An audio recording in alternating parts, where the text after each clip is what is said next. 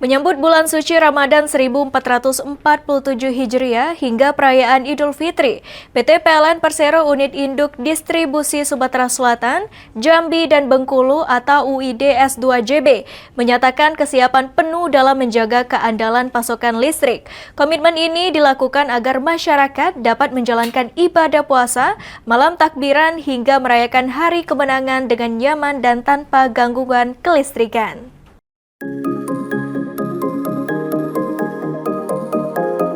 Berdasarkan proyeksi sistem kelistrikan PLN UID S2JB, beban puncak selama periode Ramadan dan Idul Fitri diperkirakan mencapai lebih kurang 1.708 MW dengan daya mampu pembangkit sebesar lebih kurang 3.002 MW dan transfer daya sebesar 850 MW. Dan demikian, terdapat cadangan daya sebesar 444 MW atau dalam kondisi aman untuk memenuhi kebutuhan listrik masyarakat.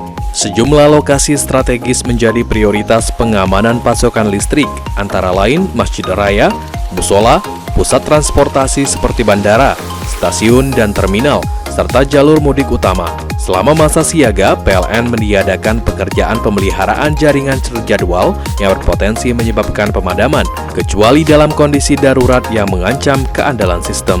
Manajer PLN Unit Pelaksana Pengaturan Distribusi S2JB, Yanwardi Arif Budiono, menegaskan bahwa kesiapsiagaan tidak hanya berfokus pada kecepatan pemulihan gangguan, tetapi juga pada disiplin keselamatan kerja.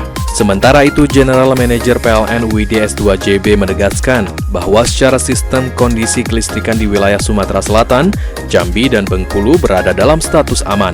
Sebagai bagian dari penguatan kesiapan personil, PLN UP2D S2JB telah melaksanakan kegiatan pembukaan kampus Yantek kepada personal pelayanan teknik. Kegiatan ini bertujuan meningkatkan kompetensi dan kedisiplinan petugas pelayanan teknik, khususnya dalam penerapan prosedur kerja dan budaya K3 di lapangan.